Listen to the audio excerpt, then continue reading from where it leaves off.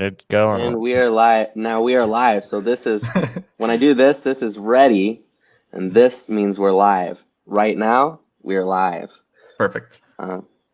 Yeah. Hello, we are here at Zero Books Basement discussing Capital. And today we have our standard roster. That is Eliot Rosenstock, the imaginary, Conrad Hamilton, the symbolic, that's me, Ernesto Vargas, last but not least, the real. And today we also We have the symptom today. Yes, perfect. the symptom. Yes, I was thinking trauma, but at Eliot Rosenstock's invitation, we have the based god, author of the globally celebrated text "Based to Lose." You can find that on you can find that on Library Genesis if you'd like. It widely distributed. We have Justin Murphy here today. Thanks for that introduction. Very interesting. I'm glad to be here, guys. Truly, I want to do more left-wing podcasts, so I'm happy to have the privilege. Maybe this will start a chain of reactions where I get invited onto other left-wing podcasts. A chain of reactions or a chain of reactionaries? That's the question. No, I'm trying to decrease my chain of reactionaries. I'm trying. I've always told people, and I still maintain that I am a leftist. I mean, obviously, I have some complicated viewpoints, like any thinking person does. But if you averaged out all of my viewpoints, they still would be farther to the left than to the right. And no matter how much I say this to people in public, I still get kind of, people like to call me a reactionary. So people like you are going to help me show that it's not true. I'm going to help you rehabilitate your public image. Okay, well, I'm very happy about that. We also have here, we have Nestor Debun. I don't know if I pronounced that right. I am really the master at butchering names. If you need a guy to do that, I'm your guy. Haggle, baggle, whatever. Okay. Good to see you, Nestor. How you doing? I'm doing pretty well. How about you guys?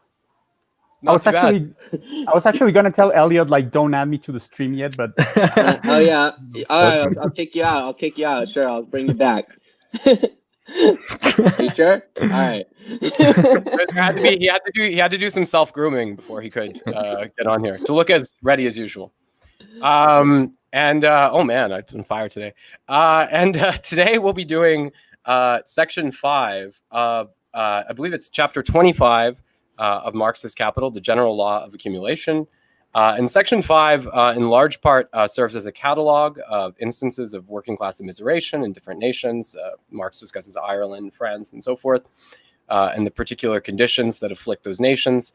There's not a huge amount of specifically theoretical content in those chapters. So, we'll see how much we have to discuss today. There are some interesting points that we should get to. So before we spiral into totally off-topic subjects, including and get engaged with this rehabilitation of Murphy's image. What did you guys think of the chapter? Any thoughts on it? Yeah. So two things which I think we can talk about, and that ties in nicely to the rehabilitation of Murphy's image here, that we could talk about. In terms of the techno-feudal communism, I think could learn something from Worcestershire. In terms of the democratic emperor coming into sort of the framework, and how that sort of happened in terms of gangs of agricultural labor and how those gangs were held together. It reminded me of a lot of like Justin's micro community kind of stuff in terms of like how do these micro communities form, and it's strangely similar in terms of. Yeah, can I interject, or do we take turns? Yeah. No, go ahead. Yeah. Oh yeah, you can interject. Go for it. Yeah, I would point out that in this chapter there is some vindication straight from the horse's mouth in favor of my theory of techno-feudal communism, because there's a part in this chapter where he basically says Marx basically believes that the working class was better off in the 13th century than the 18th century. You remember that line? He basically says that, citing someone else favorably. So I think that's an important little data point there for my theory. Yeah, I mean, of course, he also thinks that, the public was better, in the age of tribal organization, right, than in the industrial era. But he's not advocating for a straightforward return to something like that, right? So that's important to, but noted, right? And actually, if you read like Silvia Federici, Caliban and the Witch, for example, she, and I'm critical of this, but for example, She also speaks quite favorably about the conditions, particularly in the early Middle Ages, before you see the rise of capitalism. Any thoughts on this? Any other notions or thoughts on this before we leap into that? So if we are going to talk about that, and if it is really a defense of techno-feudal communism, it would have to be a non-reactionary version in terms of how would, like in a literal sense, how would techno-feudal communism be a progression rather than a regression, right?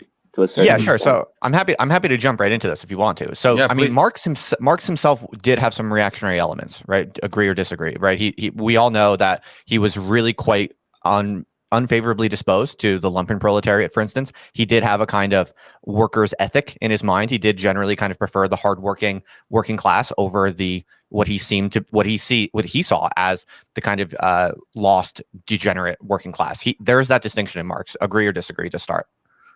Well, I mean, I wouldn't, but I don't think that's necessarily a normative distinction, right? I mean, the language in Capital, you know, there is a sort of distinction between scientific language and the more sort of morally charged language he uses.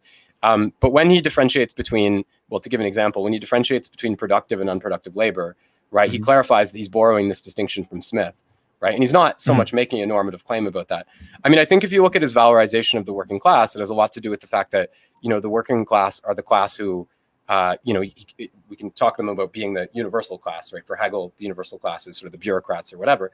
And what does that mean? That means that they're capable of bringing about the conditions of universality, right? You know, and it's because of the collective conditions that prevail in factories, because of the importance of their position vis-a-vis the operation of machinery, because of the dissolution of parochial and ethnic elements, you know, that they're capable of doing that.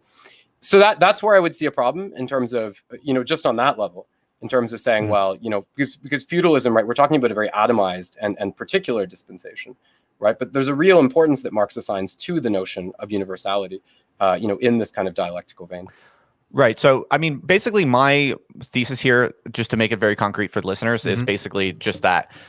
And I think there's lots of support for this in all of the Marxist founding texts, is that if you want a workable communism, you need to be honest about the unequal distribution of abilities and tendencies and just the personality traits within the working class and beyond.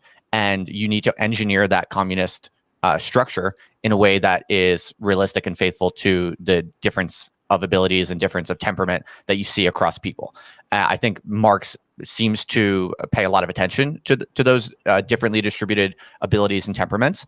And so the neo-feudal, what I call neo-feudal techno-communism, which is basically my kind of stupid phrase for a vision of actually workable communism that could be produced now by basically combining modern technology, digital technology, with a kind of rural social engineering project, essentially. The reason why communism could be implemented in that context, but in that context only, would be if you take the parts of the working class that are genuinely incapable of like creating a better life for themselves, in some part because of their own problems. Like there are like Justin, this is the controversial controversial aspect. I just want to get it out there because it's not that bad, but it is controversial. So I just like I'll throw it out there. Let me just posit a sort of slight rebuttal in terms of, and this is not. Well, can we let him get his? Can we let him? Oh yeah, but hold up 1 second, and this will frame the chapter as well. So to go back to the chapter really briefly and just sort of interject the chapter for a second. At the very beginning of section 5, they talk about Adam Smith has these sort of grand like propositions in terms of you know, it's astonishing that capital has increased so much, technology has increased. Intoxicating augmentation of wealth and power entirely confined to classes of property must be of indirect benefit to the laboring population. So indirect benefit because it cheapens the commodities, general consumption. While the rich have been growing richer, the poor have been growing less poor at any rate. Whether the extremes of poverty are less, I do not presume to say. This is important because that sort of universalist idealism of Smith, with that laundry list of like what is actually happening in each of these towns, even more so than what do you do with somebody who can't labor quite right? So that's true in terms of these things are real. And he also talks in terms of how the Belgian workers' paradise is false because it just always assumes that everyone can work and they even say are not intellectually disabled, so they can't work. So that's, that's in there. So it's important if you do, it's worth going through these towns a little bit, because you might not find universal things to extrapolate, but if you were to create such a project, like a rural AI project, the terms you would really want to analyze it in, I think, are Marx's terms, in terms of, or possibly Engels. I don't even know, since he, a lot of it's the English worker. I don't know how much of this is Engels here, reporting to Marx. But in terms of going and seeing, like, what are the specific living conditions of each people? What are the struggles of each particular person in the various classes of your society, right? So that's just I would say that's something to always keep in mind, that it does go back to not necessarily the universal, but these particular sort of challenges. And some of the laborers face, when the rate of profit falls and labor is gone and a crisis happens, right? They talk about it has these sort of really drastic effects in terms of death by starvation, which Marx covers in this chapter. And it also covers, like, different laborers in terms of, because it's England, mid-19th century, like, oh, well, this family who is a slightly more skilled worker can warm the feet of their family so they don't get frostbitten, because they can still afford this. So we're dealing with different stuff now. In terms of technology, Marx is, I would say, specifically pro-technology, and, modernity advancing, living conditions to some degree, in terms of that being a necessary part of it. Yeah, so, right on. Yeah, So material analysis. So when you do create the compound, make sure to analyze what's going on in this compound. For sure. I mean, the only little wrinkle that I add to this kind of like Marxist perspective that people find controversial, which I honestly don't think it's very controversial or naughty at all. It's just that basically, there are people so I believe that all people deserve and should be guaranteed access to a basic, like, dignified material standard of living. That is why I still identify as a communist. Like, I do think there's an absolute ethical obligation for all people to figure out how all other people can have guaranteed access to a materially comfortable, dignified life, guaranteed, unconditional. Okay.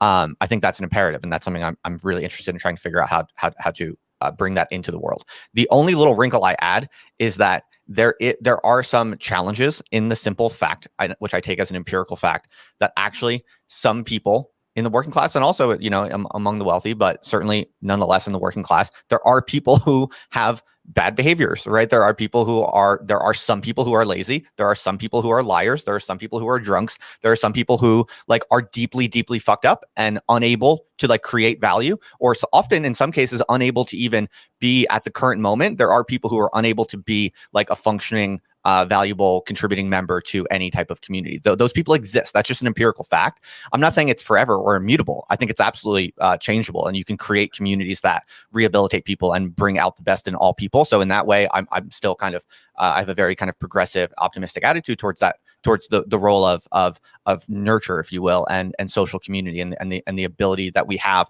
to recreate environments that ultimately in the long run really change and shape people. I think that's a non-negligible aspect that is empirically real.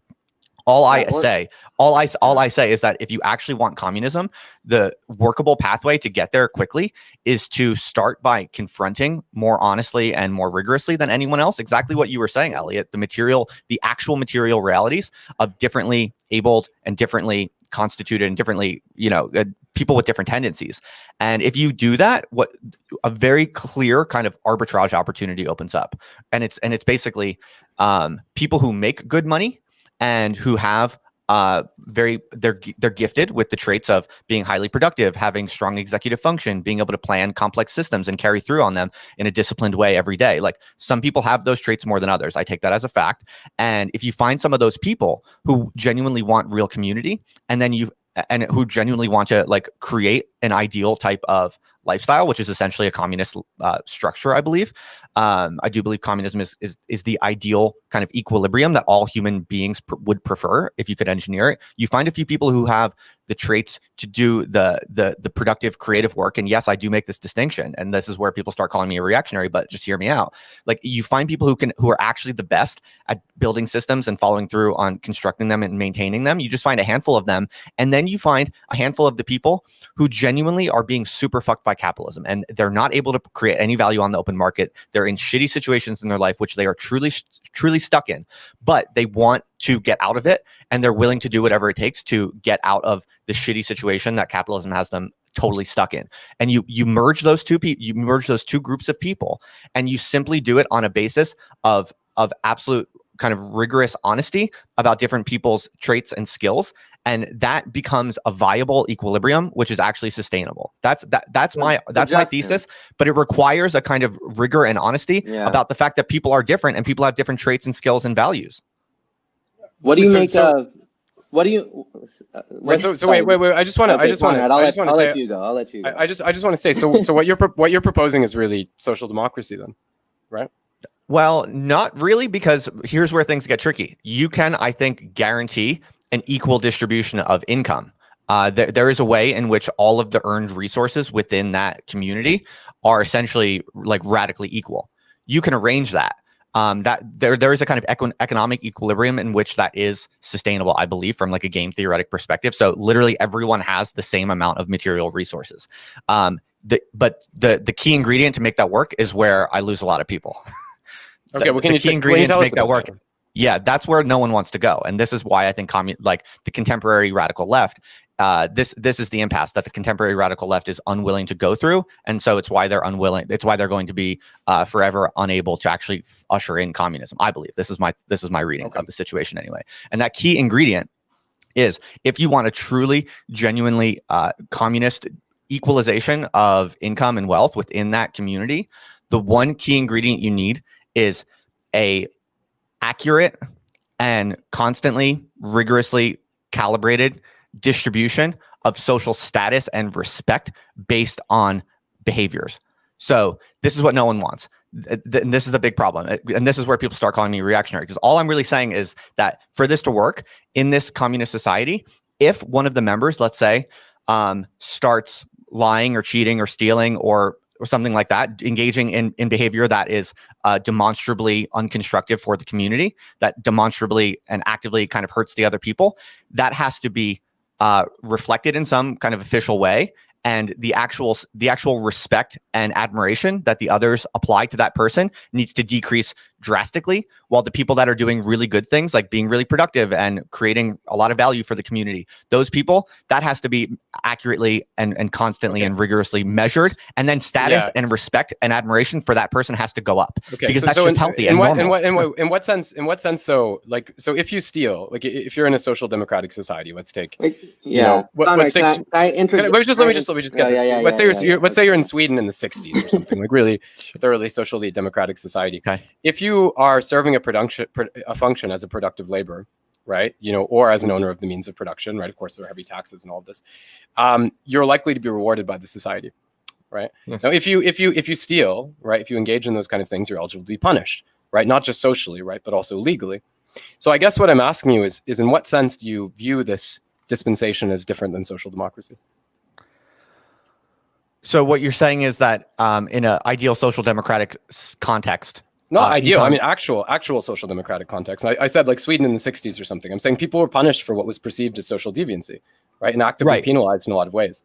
Gotcha. But the key difference is that you don't actually have a genuine equalization of income and wealth in Sweden of the 1960s. It's like more equitable than in the US, but it's not actual on the income level. It's not actual communism. It's not radically equal in terms of the material lifestyle of literally every person in the polity, right? You didn't have that. So that's what I'm saying, is that you could actually achieve that kind of radical communist redistribution, which is far more communist and far more, I think, equal and attractive as a whole than social democracy has ever been able to achieve. You would actually, but realistically, you'd actually have to be more rigorous than the kind of social policing that you're talking about in Sweden. So this is the bullet people don't want to bite, and I think it's why we can't have communism. Like someone in the chat. There is a good reason. I think that people don't want to bite the bullet. One is, I think when people do deviate to a certain degree, right? Capitalist society already sort of punishes them in certain ways, especially me being a therapist.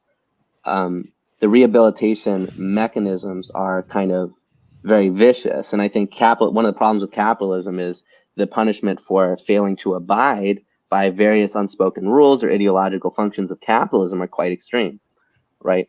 So I would say,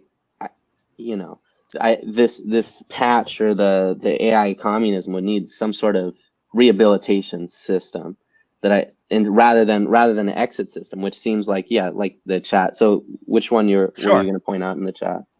Well, I think that's fair to say. Like, my ideal vision could absolutely have robust rehabilitation structures and mechanisms, and in fact, you could argue that it would be highly in the interest of the more productive and successful members. Like, everyone is guaranteed an equal income and wealth and material lifestyle.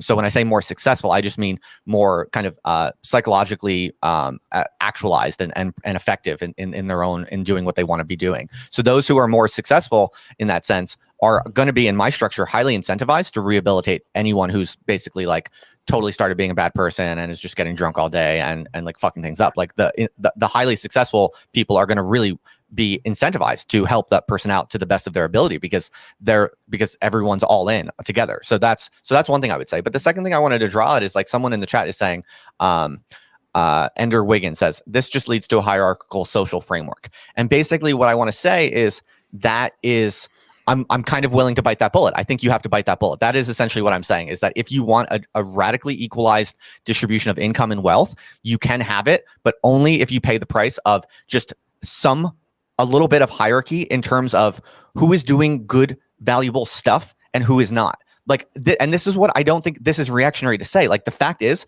some people have good character. Some people do really good things. Like, if you're a good friend, if you're really loving, if you're really supporting to the people around you, you really like do everything you can to help the people around you, and you live your life in a responsible, effective way. Like, that deserves respect and admiration. It really does objectively earn and deserve more admiration and respect from your peers than people who are just lazy, or maybe they just get drunk all day, or maybe they lie to each other. Justin, which leftist societies, like, are involved in rewarding people for labor that isn't deemed to be socially productive, right? Because, like, if you look at, like, Lenin, right, he said, like, if you don't work, right, you're not going to be paid. Period. Yeah, right? exactly. He's a reactionary. He's reactionary in that regard. Yeah. In China, there was a huge process of social orientation and mobilization. Yeah. In social democratic societies and capitalist society, you have this. So I don't see, I guess I just don't see what makes it different than those propositions. I mean, if what you're trying to say is that there's people on Twitter or something who are, totally sort of ridiculous in their kind of equalitarian pieties, then okay, like, I don't necessarily disagree with you. But I just don't see how that fundamentally differs from, all kinds of dispensations that have already existed on the left. Well, yeah, I mean, I'm not claiming to be deviating from all of human history or something like that. Of course, yeah, you can find examples of what I'm talking about, and that I would marshal those as data points in favor of what I'm talking about, right? Like, Lenin did have this kind of what now today would be called a kind of reactionary streak. Marx has this kind of reactionary aspect in a lot of his writings. So you're absolutely right. Like, I'm actually drawing on well-established leftist traditions in some sense. All I'm saying is that you could radicalize it and do it on a small scale in a way that you could, I think, bootstrap it like way quicker and faster if you actually you could actually do this with like 25 people and go do it right now. I think, like, the capitalist people, I'm sure you guys are all familiar with, like, the capitalists are really interested in this kind of experimentation. There's like a movement to do like charter cities. There's a bunch of stuff. Like, capitalists are thinking really outside the box, trying to create like ideal little capitalist cities, right? I think communists should be doing that too. And we should actually be thinking seriously about how do we engineer novel structures using the affordances of brand new technologies that the entire history of the left never really had access to. But the difference in the capitalist propositions is that, like, these capitalists who support guaranteed universal income or whatever, and I stress that this is a minority of them, none of them are proposing like a total equalitarian, a completely egalitarian economic dispensation. None of them are proposing that. Well, definitely when you look at just the average mental model of the activist left winger in the Western countries, like anyone on the left who is trying to create something or participate in some sort of organization or movement to bring in to being a more just socialist or communist society, like certainly almost everyone in the DSA, right? Like, and more broadly, like just the average activist mentality of the left wing in the Western countries, absolutely wants to bring in a radically more equitable distribution of income and wealth, and at the same time, they want to say absolutely nothing about the fact that some people have better character than others. Right? I don't think that's really fair though. Like if people are pursuing, for example, like rehabilitation in prison instead of punishment, for example, which is a common, approach on the left, then they're acknowledging effectively, right, that there are problems that also impede people's productivity that have to be addressed in that way. And these are just ubiquitous positions on the left, right? So I don't think I can accept that characterization, right? Well, point to any kind of left-wing cultural artifact that's come out in the past like 10 years that makes a kind of clear and harsh judgment about like some part of the working class being like really bad and another like I mean you don't, right? Like there's no critique of the actual like character flaws and problems that are pervasive in the working class, as far as I can tell. I mean, maybe I'm missing something. I mean, there's all kinds of writings about like, the way that like people working in high technology sectors and so forth lack like the sort of like, will to, they're not unionized in the same way. They lack the kind of revolutionary will as workers in the past. Again, any writings that are dealing with the subject of rehabilitation are going to be addressing this.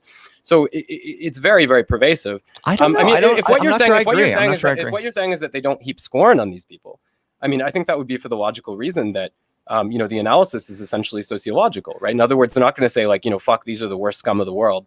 There's no need for Conrad, that kind of moralization. Your Marxist whole doctoral project is, and Murphy, it's interesting because Justin, you're in these very inhuman spheres, but you're the kind of the humanist in the inhuman spheres, and Conrad is working on his doctoral project, and that's regarding this sort of technological non-humanism Marxism. Right. Well, frankly, I mean, I'm enjoying this so far because basically what I'm hearing is that my ideas are not that controversial, and in fact, are just kind of one iteration in a history of verified, approved like leftist ideas. So that's good to hear. I guess I'm not sure anybody said that. Okay.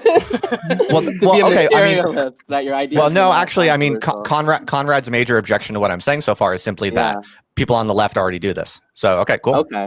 Oh, right? Well, that's a fair point. So, Conrad, I want you to speak on your project because techno-communism and yours is the communism of technology, Marxism of technology. Can you tell me a little bit about what you're working on and what is that all about?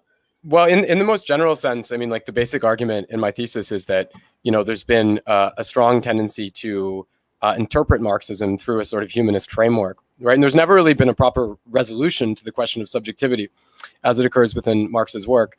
And my argument is that, if you want to understand even something like the subject-object divide, that sort of division emerges out of the value form, right, or the commodity form. In other words, if you look at, even if you look at the way we view reality, like what I call primary and secondary agency, right? So primary agency is related to the performance of wage labor, right? And secondary agency is use values, which are appropriated, right? Like, reproductive labor of women, slaves traditionally, nature, and so forth, right? But of course, when women, enter into the sphere of industrial production, then it becomes the case that women are human, right? So this kind of, spiritual title of being a human is bestowed upon them at that point. And what I argue is that dualism, the historical prevalence of dualism in commodity-producing societies reflects the hegemony of the commodity form, and that, going beyond the scission between use value and exchange value will require also going beyond the notion of, the primacy of the human or the subject and the object. Yeah. So in a way, you can take any thinker like Deleuze or Spinoza or Latour, and you can say that in a certain way, there's a kind of unconscious thinking beyond the value form that's taking place. So let's just get really fucking real here for a second, because the reactionary position and this thesis that Conrad, I would say, is like this hard left technology position. And I think this is where the humanism itself turns reactionary, is the capability of humans, right? Mm-hmm. And then if you let's get really real for a second, the reactionary argument, which is why it borders on white supremacy, is this race realism, IQ realism, that's hard right, and human biodiversity, that's hard right, which is a sort of cultural segregation based off of wide sets of skills. And the antithesis to that here, which Conrad is proposing, and I think is like the typical leftist communist thought, is that technology determines how people interact. And the thing, economic structure is quad technology. Yeah, economic structure, quad technology. So something to consider, and this is apparent. Reading Marx, I see similar tendencies from what I hear in towns such as Newcastle, you could say. In 1860 is what I hear about it today. Is this sort of intergenerational technological framework of people being sort of stacked on top of each other, of people being given the certain labor. And in fact, in the chapter, they speak, you could say, to the reactionary point. Even the reactionaries are like, these are our finest countrymen here in Newcastle, and they've been reduced to savagery because of mining and various other sort of industries, just stacking them so on top of each other that there's no room whatsoever in the city, and all these diseases are going around Newcastle. And it becomes clear that, you could say talent or biology here in the most reactionary sense really falls towards this technological organization, right? So in terms of the techno part, which is kind of the interesting part in terms of techno-communism, and then back to sort of more traditional ideas of communism, is really determinate in what's going to happen. It's not necessarily social policing and social laws aren't necessarily going to produce the kind of people that you want. It won't produce the Ubermensch, socially responsible, or even trad or whatever. It's going to be very determinant by what is the structure, and then especially when you consider any sort of rural project, how it relates, you could say, to greater society or capitalism, like global capitalism. Like, will you ship things in from Amazon, right? Yeah. No, I'm not moving out to the rural. Although I did have when you post these houses, I'm like, oh, that'd be cool, but I'm not going to. No, I'm with you. I'm with you on all that. I'm with you on all that. Yeah. Like I tend to be technological determinist on this sort of stuff. I completely agree. Yeah. And part of like what I'm thinking with neo-feudal techno-communism is that I'm basically trying to accept the technological trends of the moment and accept them and hitch the wagon of communism to technology rather than trying to resist it, I think. Okay, so you said you want all wealth to be equally distributed. So you want to liquidate the capitalists. Then that's what you want to do, right? Yeah, sure. Yeah. Is that but here's the thing. I'm talking about an ideal kind of small scale experiment that I think could be scaled up to potentially take over the world, which is very, very different than trying to take over like the U.S. government or anything like that. So I'm libertarian in my ethos that I have zero interest in taking anything from anyone in terms of money or power. Basically, like I'm imagining a sustainable voluntary. I'm a voluntarist. I know this is like a bad thing in a lot of your worlds, but I'll bite that bullet. I'm interested in a voluntarist engineering experiment that, if it works, it would be so much more attractive than any other available community or polity that it would take over the world by working. So it would basically lead to a larger and larger circle of people opting into it simply because I believe communism is the ideal form of human community. Okay, so voluntarist in what sense? Like if I were a rich person and I didn't want to be economically leveled with all the other people in my community, would I have the option of not doing it?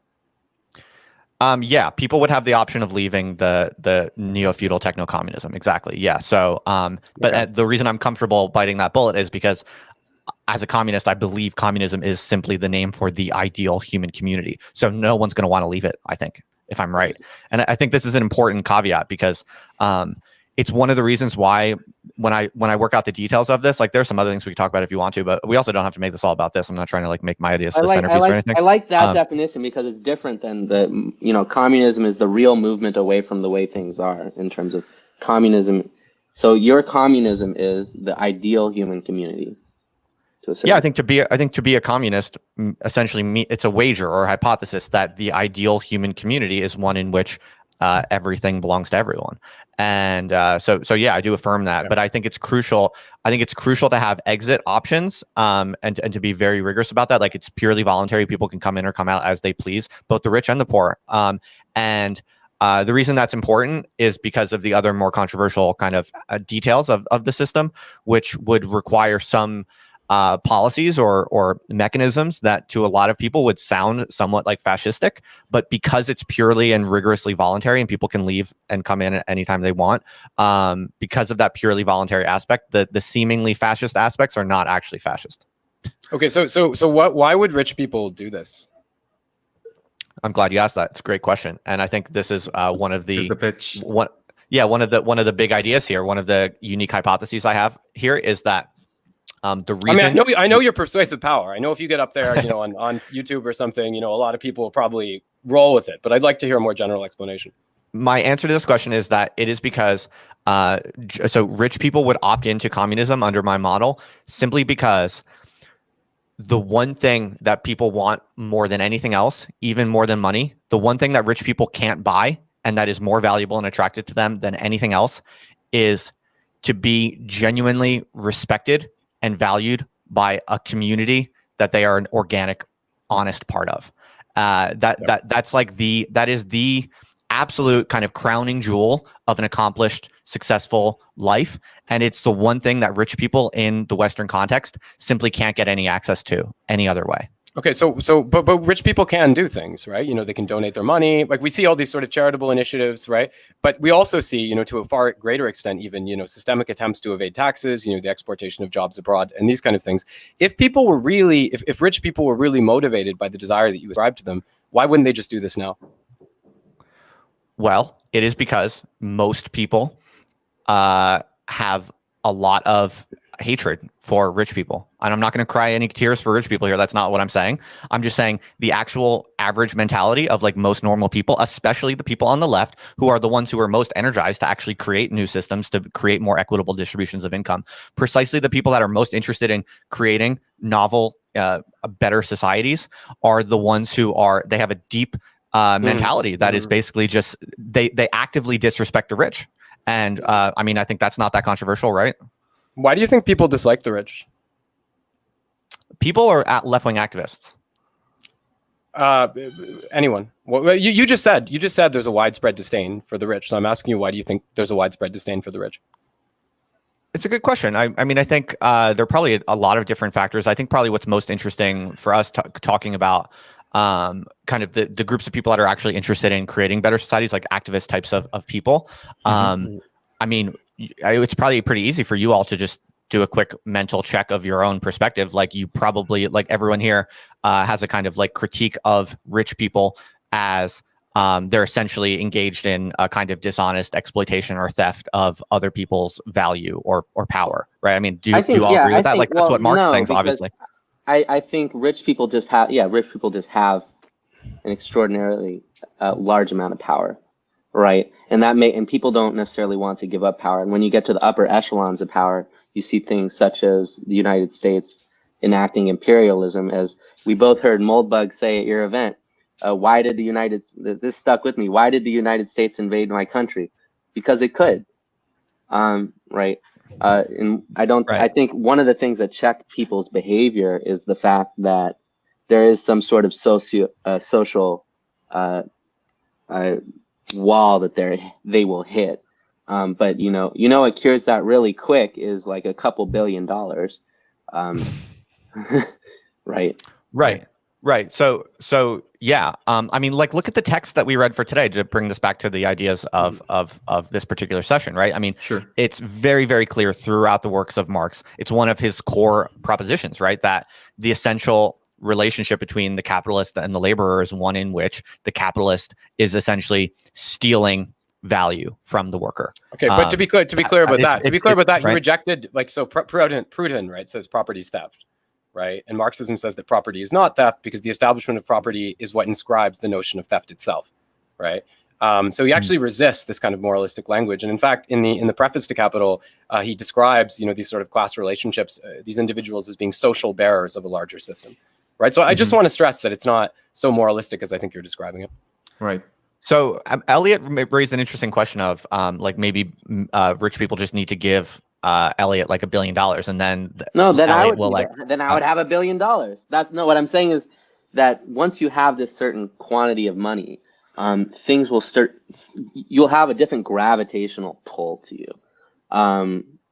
Things will just not register in the same manner as we're talking, as if you're talking to Peter in the hills. You could say with his couple billion. Well, all I'm really saying right. is that if one way to kind of crystallize what I'm saying and make it a bit provocative, but at least make it specific and concrete for us to chew on is like, I actually think rich people would be would happily give all of us $1 million to create an ideal communist society, if the only condition being that we actually like respected and admired them for doing so, and like that's something that people like you all. I mean, I don't know all of your politics in detail, but generally, but generally, like the one way to crystallize what I'm saying is that when I say that simple proposition, most people are like, oh no, I don't want to have to respect or admire the person giving me $1 million.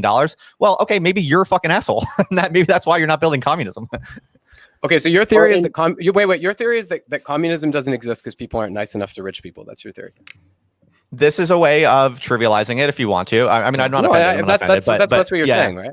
That is what you're saying, though. What I'm trying to give you a kind of like, I'm actually giving you a relative kind of straw man of my position, just to make things like pointed and easy for people to understand and easy to debate and discuss. Thank you. On some level, there is a version of what you just said that I think is actually fair. There is this deep structural problem where rich people have absolutely no incentive to participate in building a better society, like a radically better society, like a communist society. Rich people have no incentive to do it, in part because all of the people who would potentially want to participate in bringing that into being see rich people as deserving no respect or admiration. Like people want to mock that idea, and that's my point. That's the proof of my point. Aren't there a lot of rich people who are like widely respected? Isn't the ratio of rich people who are widely respected far greater than poor people? I mean, you look at these individuals, like, to give very obvious examples, because you were talking about tech, people like Steve Jobs and Elon Musk. I mean, of course, they're divisive in a certain way because they're public figures, right? But I don't think you can compare, that sort of reception that they receive to the kind of disdain that's heaped upon someone who's a beggar or who's, can't make enough money to acquire their rent and so forth, right? And part of this is because in our society, right, it becomes very easy to appear to be a good person when you have a lot of disposable resources, right? If my friend comes to me and he says, I don't have money for my rent, right, and I have $100 million, it's very easy to say, well, look, here's the money for your rent, right? So you can cultivate a kind of, social milieu or context, right? Look at Bill Gates and all these charitable initiatives in which you're perceived as very, very generous because you have the means to give, right? But of course, you're also perceived as the opposite, right? I see what you're saying. All right. Here's the thing. There's lots of Hegelian points that I'll pause. I understand this objection for sure, and I've heard this many times, right? Like that generally aren't wealthy people already, they do different types of donations and charity, and they get a lot of respect, and rich people are generally more respected than suffering poor people who are whatever, generally stigmatized. There's definitely truth to that, but here's the thing that you're missing: there is a very specific human psychology of community belonging. And this is, when I say community belonging, this is not just like a fluffy thing. I mean this in a technical way. Like, what rich people can't get is the ability to walk around their neighborhood and see neighbors, rich and poor, black and white, and to see a diverse, living, organic community of all different types of people who they actually identify as neighbors and friends and community participants with. So like Jeff Bezos does not have any neighborhood in the world where he can walk around or like water his lawn and see a relatively poorer person who he's friends with, who he actually helps sometimes, and the poor person helps him. Like that sense of organic community belonging. Ernesto. Like rich people don't have that. Let's let Ernesto take that because no. I want Justin to finish, and then I want to ask something. Great. Yeah, sure. I mean, I basically got that. Like what I'm saying is that there is an actual specific phenomenology of genuine, deep community harmony, in which that is essentially the absolute ideal point of that's eudaimonia, to use the Greek term. That is kind of ideal social life, ideal personal actualization, is being a productive member of a community where there's diversity and you're helping other people. You're genuinely helping other people do better than they would otherwise, and you're getting the respect and admiration you deserve for it. And other people are also helping you in a certain way, and everyone gets the kind of respect and admiration that they deserve, that is proportionate to their character and their contributions and accomplishments. Okay, sorry. So basically, I just want to break up that. All I'm saying is that like people like Jeff Bezos, the wealthy of the world, they have almost anything they want, and in some way, like people look up to them and admire them for sure. But it's all distant. The one thing that Jeff Bezos doesn't have access to is this precise phenomenology of like fully actualized being in a harmonious community. And what I'm saying is that communism essentially represents that, and even rich people would opt into it if they could. That's what I'm saying. Ernesto, can we go to Ernesto because he had something to say? I just wanted to bring in a little bit of our usual nuance and ask you, Justin, because here's the thing, right? You're kind of profiling rich people as the billionaires, yeah? But Nestor and I live in Mexico, and there's millions and millions of citizens all over the third world that owe their subsistence to small business owners, right? And those small business owners, I guarantee you, most of them live near their communities, of their workers. They actually know their workers personally, and they have this kind of eudaimonia relationship that you propose. So what I'm saying is that this kind of society already kind of exists, and all it does is it just remains a little bit perfect, like we're talking about the Belgians in the chapter, but then it disappears, breaks up as it progresses, because this kind of society, I see it every day where I work, right? But it wasn't here 20 years ago, right? Or 30 years ago. Where it was 30, 40, 50 years ago, it was north of the border in the United States. And slowly, it inched their way across the border as laws changed, salaries changed, so on and so forth, NAFTA, stuff like that, right? So what I'm saying is that this kind of society that you propose exists all over the third world, and it's just as shitty. Okay, can I get something too? I just want to say as well. I want to say, you talk about the rich not having this phenomenological experience of community. But they do. The first thing I want to say is that if you're very, very rich, one of the first things that people do is they seek to surround themselves by other rich people, right? We see this as a very, very clear tendency, and part of the reason for doing that, right, is to be in a community of people whom they have something in common with, right? Specifically being fabulously rich. The other thing is that when you talk about this, like this is a voluntary decision, right? That's made to insulate themselves, right? From these communities that suffer from poverty, from the social pathologies that come with that, and so forth. So again, I guess what I'm at a loss to understand is, if it were the case that rich people truly wanted these things, they can, they above all have the resources to acquire them.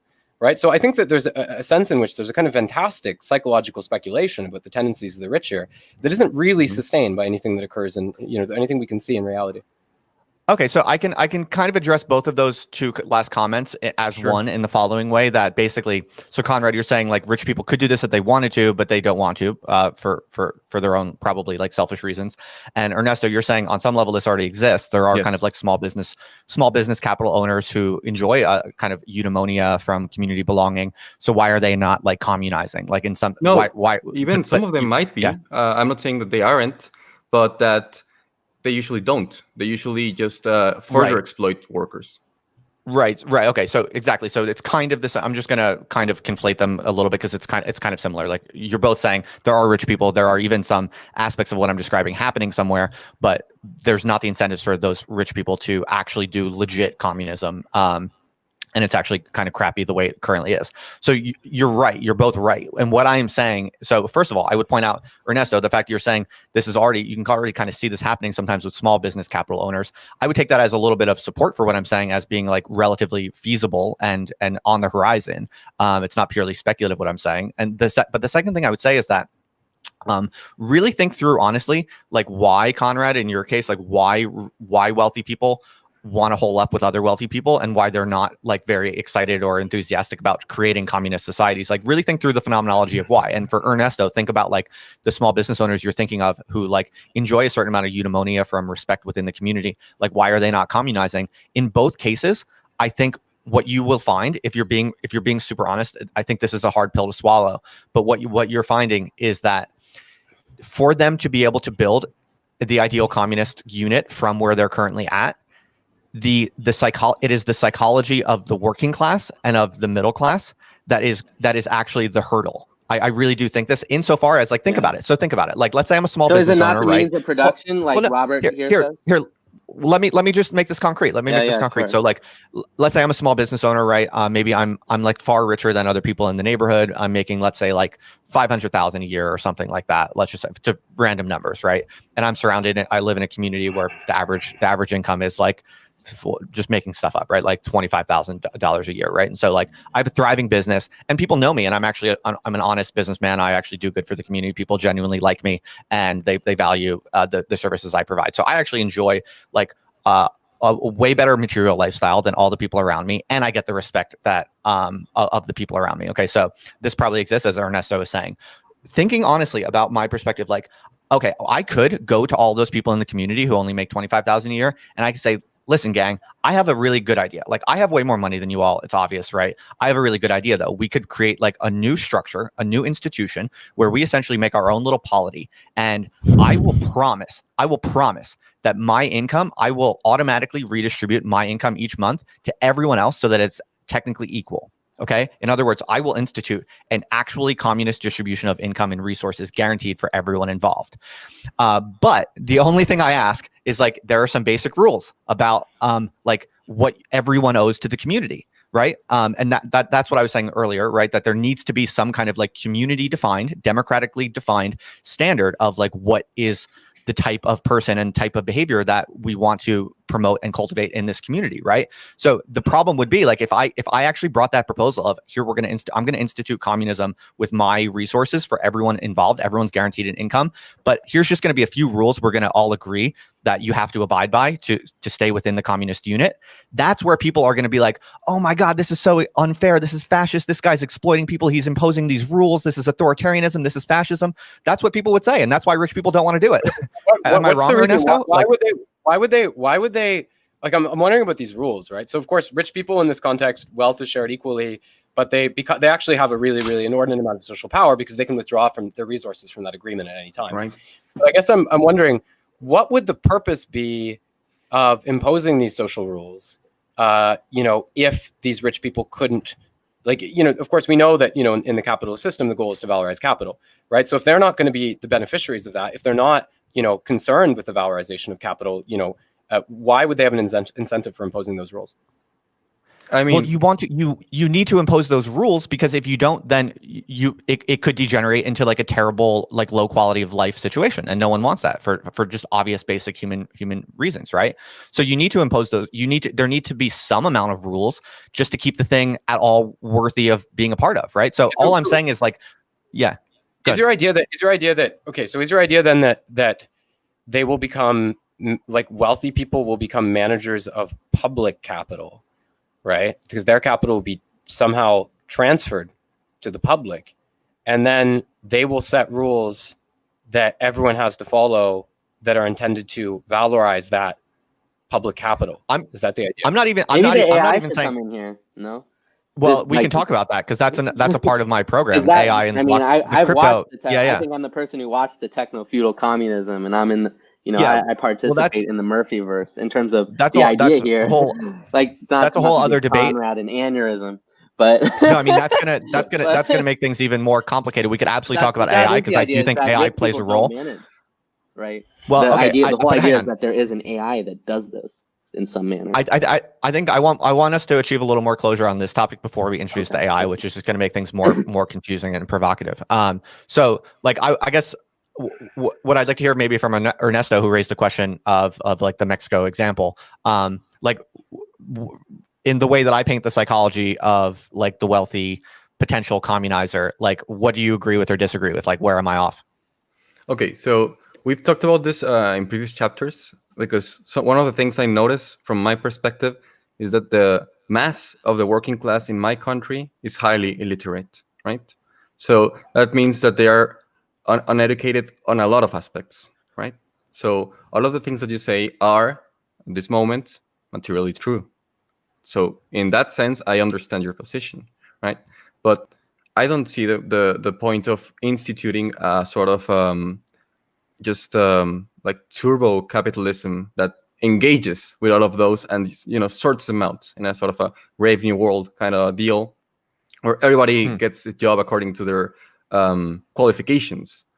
I understand the point, so if we're going to make a society, it needs to be valorized, so it needs to be organized and it needs to be productive in an efficient way. I understand those positions, but I do kind of see Eliot's point, where I feel that if we focus on a system that instead of trying to just organize production, it tries to create a different kind of element so you're saying, okay, so why don't they do this?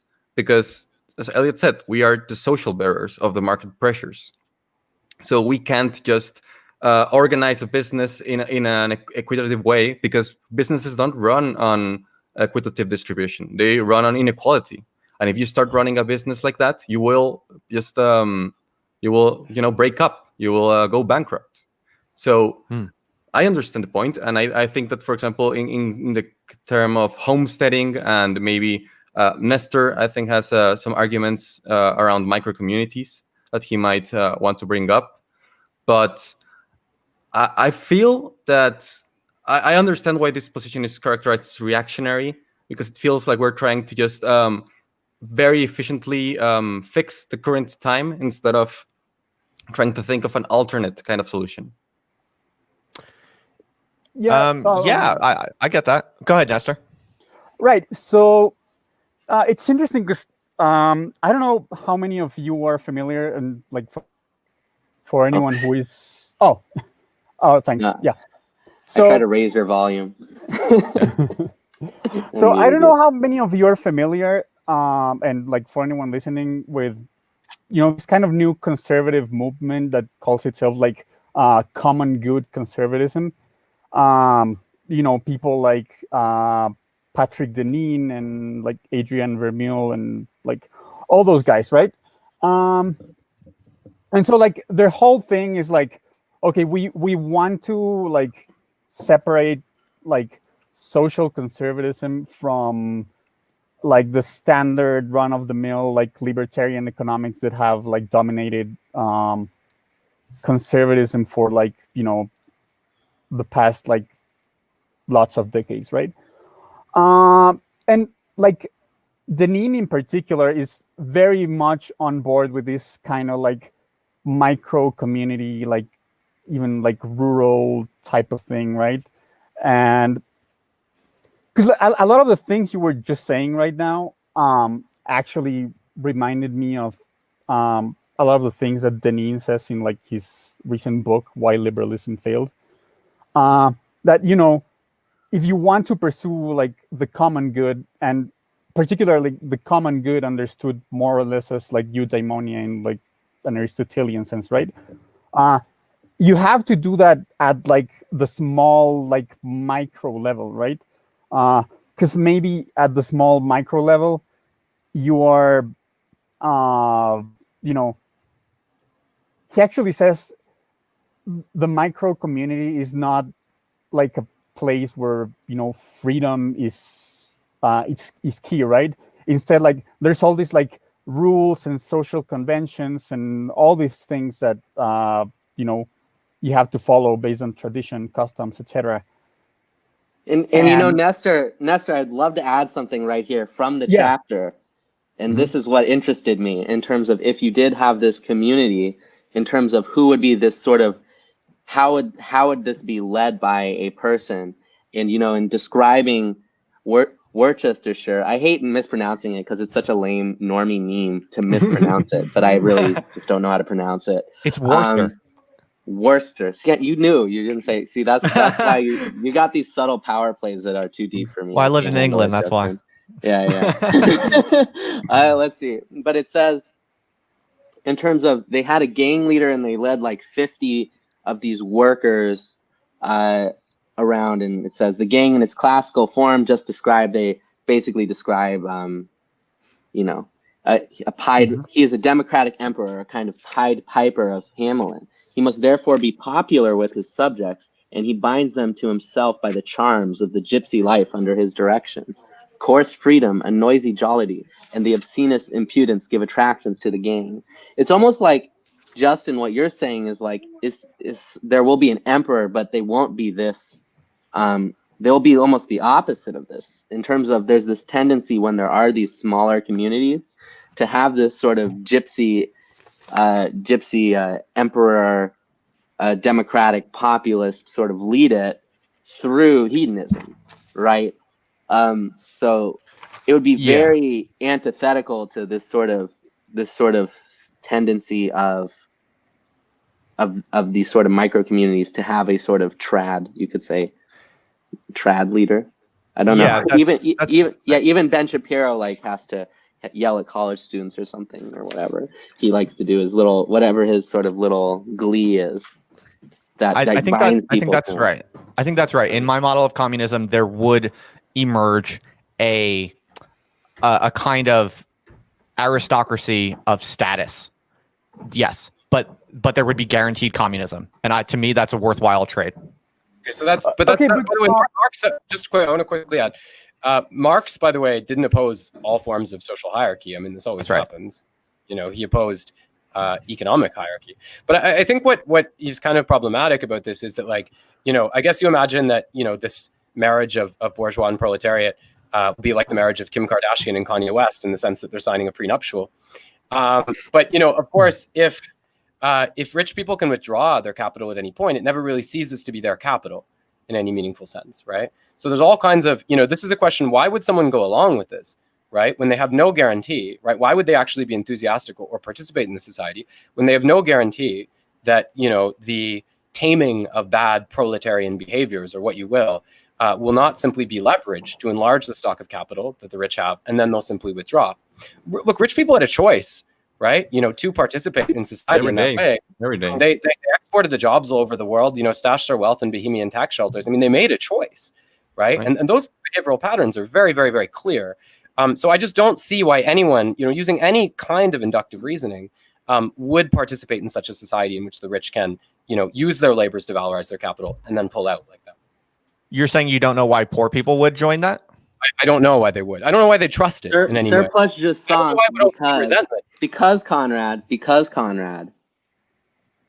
because it will be led, and we haven't touched on this point, by the AI. Yeah. Surplus jouissance.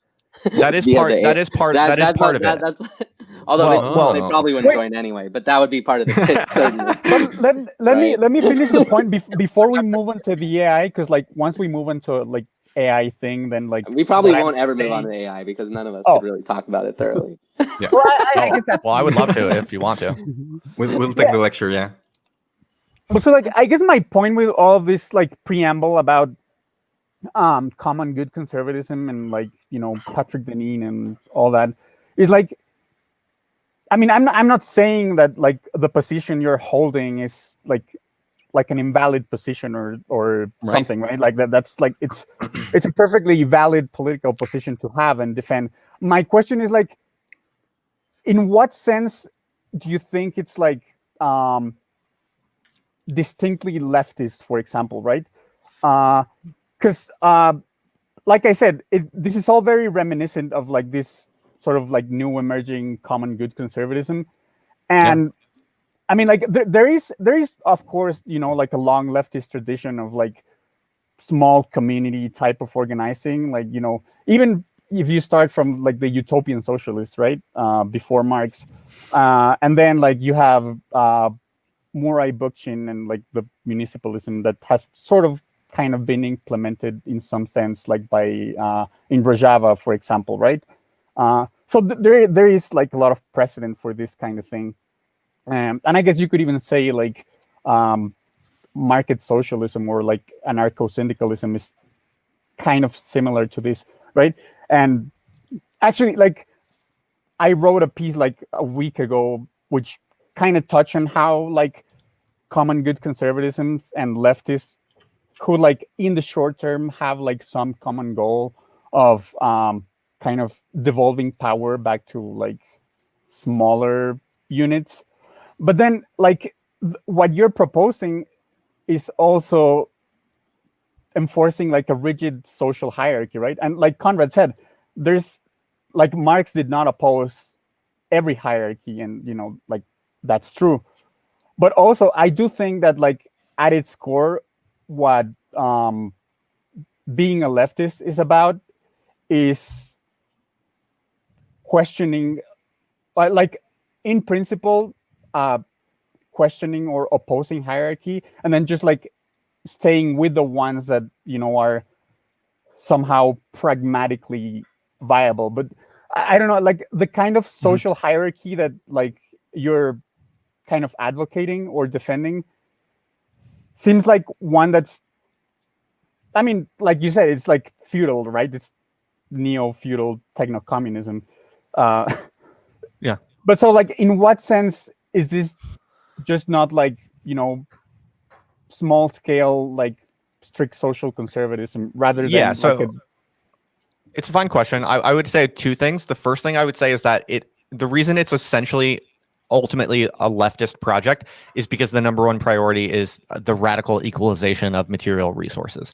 And I would say like all ideologies are multidimensional, but the left, I would say the number one issue that defines the left as a political orientation is the economic equality issue. I would say that's actually, I would say as a political scientist, if you actually look at if you actually look at the dimensions that define how people identify with left or right, that there is actually a measurable number one issue or dimension, and it is essentially the economic redistribution aspect. So in an empirical sense, what it means to be on the left means more than anything else to prize economic redistribution towards equality as the number one priority. So that's one thing I would say, and that's why it's leftist in an empirical sense.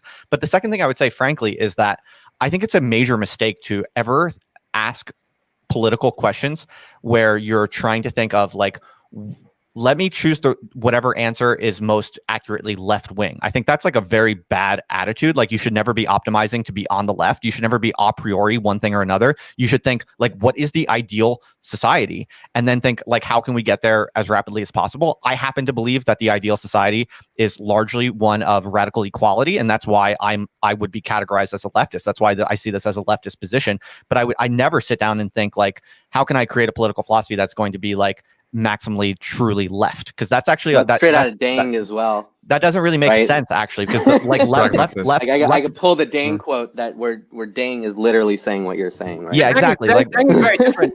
Dang is very different because Dang has, to his credit, you know, a way of acquiring security on state capital investments. I mean, like what I see as fundamentally unfeasible about this is that, you know, you can't have an economic system where, you know, all state capital can be withdrawn at any moment. Right, you know, based on, you know, Joe capitalist fell in love with a woman from San Diego, so he's going to pull his capital out and move over there. Right? Okay, so here's a good time. Then here's a good time to talk about smart contracts and AI then, because I have a response to this, Conrad. While the system I'm proposing, oh yeah, go ahead. Before you move on, I just wanted to ask you, why not push instead for something like strict cooperatives with finance through public lending?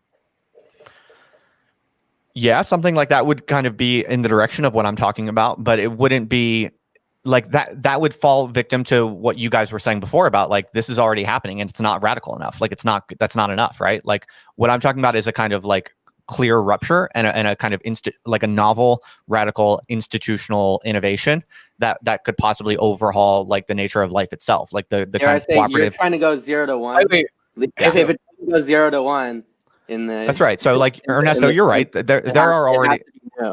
Yeah, that's right. There are already channels where you can do like cooperative things and public financing and cooperatives and stuff like that. You're right. And those do go in the direction of what I'm talking about. So I generally think like those are cool experiments worth pursuing and developing.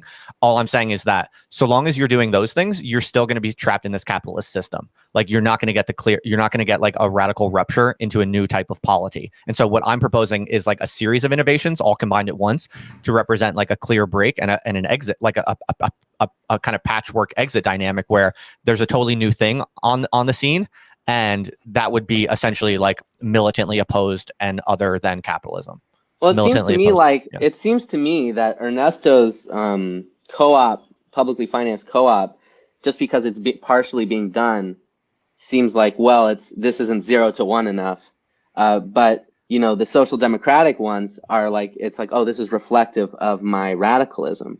But I think you might want to consider that Ernesto's suggestion is more leftist, and I say more leftist, and like kind of to challenge the idea that you shouldn't note if something is leftist. And by the project of the means of production being equally owned by people in a commune rather than being ruled by the grace of Joe Capitalist or by the grace of the AI god's intelligence. Something you could figure out, maybe, I think that a role of AI could come in at some point, is figuring out the ownership of a cooperative in a way where people's resources are funded. But once again, the problem, you know, and this goes back to Marx, which is the global capitalist system would still wildly determine the function, and you'd have to somehow engage with the globalist capitalist system. Yeah. And you'd probably still be within a state, I'm assuming, in the United States. Yeah, so where's the break? So I think now is a good time to talk about smart contracts, because it basically is the solution to Conrad's objection, and it's also a solution to an objection that's coming up in the chat, which I'm noticing, which many people are saying I'm avoiding the discussion about the means of production. So basically, I think I want to tackle both of these at the same time, if I may. We could also talk about other things if you guys want to. I'm not like, it doesn't have to be about like this stuff. Go ahead. Yeah. Okay. Cool. So as Eliot was alluding to, like one of the big components of my model is the leveraging of AI, which is kind of a fashionable or sexy way of putting a few more mundane things. Actually, it's not so sexy necessarily as AI per se, but it's actually concrete technologies that are emerging and available now, which definitely go in the direction of AI, but maybe are not quite there yet. And namely, probably the most important one to talk about right now is smart contracts. So smart contracts are the kind of leading iteration of smart contracts are run on the Ethereum blockchain. And basically all the smart contract is it's basically like an economic agreement between people that's written in code. And so it's automatic and it's unchangeable. So once you write that code and agree on that code and you implement it, what it does is it connects multiple people's bank accounts essentially on the blockchain in a way that's irreversible and non-negotiable after you create it. So you can negotiate what the smart contract looks like as much as you want. You can have a democratic kind of panel where everyone in a potential community basically talks about, what do we value? What do we want to prioritize? What do we want to make the rules of the game, right? That can be totally democratic, right? But then what you can do is you can write a contract that will basically specify to an arbitrary degree of refinement the conditions under which different people will be paid for whatever, right? So just have that with that kind of laid out, just as the basic concept at a super high level, a super general level.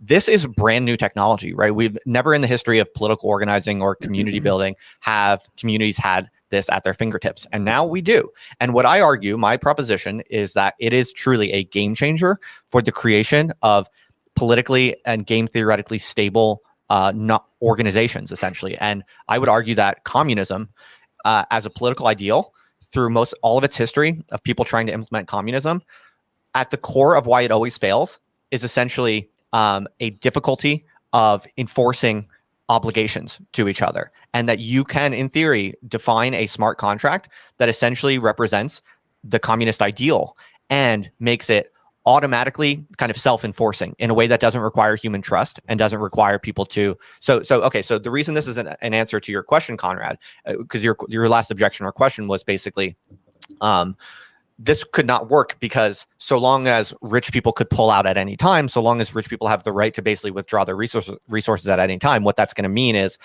that's going to retain for the rich people this kind of ceaseless power and control over everyone else, right? Because the rich people can say, hey, mow my lawn, or I'm going to pull out. The rich people can become exploitative, and if they're not getting if they're not getting what they want out of the poor people, then they can just pull out. So it's not going to work, right? That's a very good objection. What is different now is you could basically design a smart contract where the rich people are like, okay, this represents the society that I want and that I'm willing to participate in, because it's the ideal harmony for me. And what it means is the rich person could say, I'm going to start things off, I'm going to commit $50 million into this smart contract, so that anytime after, if the capitalist changes their mind, or they want to change the rules of the game, or they want to create new exploitative policies that are not cool and not what the poor people were expecting, they can't do that. All that's off the table. So they can't walk away. That 50 million they commit to the smart contract is never going anywhere. They can't take it away no matter what. Keep in mind though. Rich people set the terms of the contract, right? There's a very no. It's democratic. It's democratic. What I'm saying, what point here, which is like the point is, contracts have a limit. One of the reasons why Marx is a Hegelian thinker, one of the key ideas of Hegel is that relations are not contractual. That right is not something that you agree to, and that productive forces are also not necessarily something that you agree to. So whatever had to be done regarding like how this is happening might not be done through a contract, and it would be done through right, or it would be just done through ideological underpinnings, which are determining things with the illusion that the smart contract is actually determining things more than it is. And one of the things I worry about when I hear smart contract, it's like, sounds like contract with extra steps, but it's not necessarily changing this underpinning thing. Right? Yeah, well, this is my point. I want to add. Let me say this, by the way. And this is very, very important. Marx stresses a great deal the way that contractual property relations are structured in such a way that they advantage people who have large amounts of resources. I mean, if you look at like the tremendous shifts that have been inaugurated in terms of political structures, right? Whether we're talking about the French Revolution, whether we're talking about the Russian Revolution, whether we're talking about the American Revolution or the Chinese, in every case, right, there's been direct violence that's had to be employed. Right, precisely because there are people in positions of privilege and power who will not simply forfeit that. Now you can say that there's this very, very fancy mechanism for implementing this, right? But were I to go to a rich person, I were to say, I would like a large sum, if not virtually all of your money, and it's very, very easy because I have a debit machine here, so you can do it very simply. It's very technologically advanced. That doesn't give them any incentive to ascribe to that. Right. So I don't really think you've overcome the issue of, I said, this sort of fantastic psychological speculation, about how the rich would behave that doesn't conform with really any model. Right. No. Okay. I see what you're saying. It's a good question. So this is where I need to remind you the key component of my argument that I presented earlier, which is this belief, what I take to be a true fact, which I think is underappreciated, is that the smart contract would be giving to the rich person a unique and a highly desirable kind of guarantee of socio-psychological eudaimonia. That's what the smart contract would be guaranteeing. And so what I'm arguing to you is that is a unique and highly desirable, like personal life situation that it is actually in the incentives of the rich people to sign on to. And so you can disagree with that. You can debate that, but that's what I'm Why don't we do this without the rich people? Why don't we do this without the grace of a reactionary rich person? Could we do that? Absolutely. When I say rich, I'm not necessarily talking about Bezos. I'm talking about anyone with like more money than other people, right? So as Ernesto said before, imagine a small business owner, just a small business owner. Fine. Like that's fine. Or look, you're right, Eliot. You can even go smaller. Like go ahead, Ernesto. Any small business owner would prefer whatever terms they have right now than that. I can guarantee you that, because the terms they have right now are incredibly exploitative. You know what I mean? I'm not sure, because like I said before, though the small business owner who enjoys like relative eudaimonia from a relative community belonging, that eudaimonia is far cry. It's far short from the true eudaimonia that you would get from true like established communist polity. But I mean, or I see. I disagree with that because just so to then, say, what? Yes. Well, if you disagree with that, then you don't believe that communism is truly the ideal form of human society. Like, because if you believe that communism is the ideal form of human society, then you have to believe that there's something better about it. There's something more desirable or attractive about it to all human beings, right? Like that. Well, that's my belief. Because it's class. Communism is class. There's clearly something more desirable about it, because you go back and forth. On one hand, you say it's a contractual relation, but like what Mark says about the inordinate privilege that wealthy people have when they enter contractual relations, this gives the rich person the ability to structure social relations in a way that they find preferable, right? So what it's permitting, is that what I give up in money, right, I gain in the capacity to meticulously structure every single aspect of social reality, in accordance with my wishes. Which they already do. Okay, so let me address this. Yeah, let me respond. An absolutely grotesque hierarchy, right, that's being imposed in that context, right? And in that sense, it's not egalitarian, it's not leftist. I think maybe I haven't spelled out enough details about what this type of contract would look like, because I think you're both kind of underappreciating how radically different the society would be than any normal thing that you could point to. So, and the other thing, so I want to explain in a little bit more detail what it would look like, because it also responds to your point, Conrad, that like either the capitalists aren't going to sign on to this sort of thing, or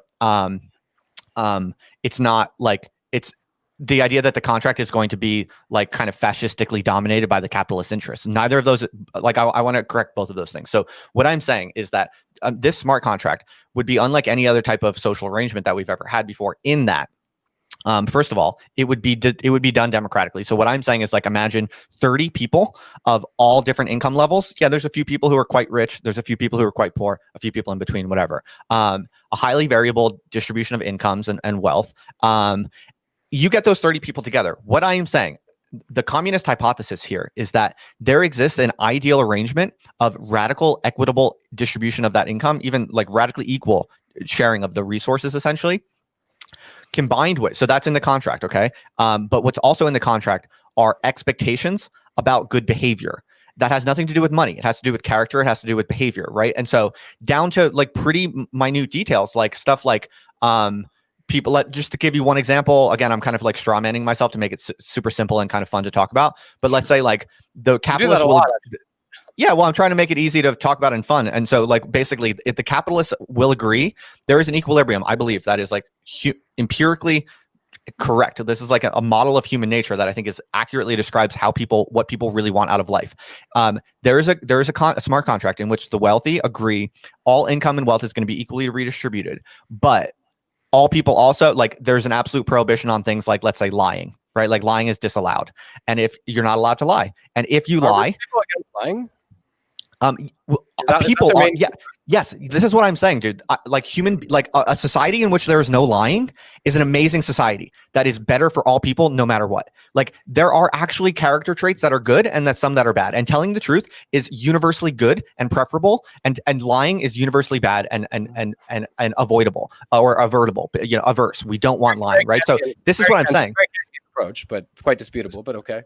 That's fine. But this is the I'm just laying out the parameters of my hypotheses here. So, like, if you could get a smart contract which literally prohibits the undesirable, like, life destroying kind of bad behaviors that people are genuinely always kind of like tempted to engage in, tempted to fall victim to, like lying, just as one random example. Like, if you could have a community where lying is actually eradicated, and then you could also think of other just bad, normal human behaviors that are also eradicated through the, like, prohibited strictly by the contract.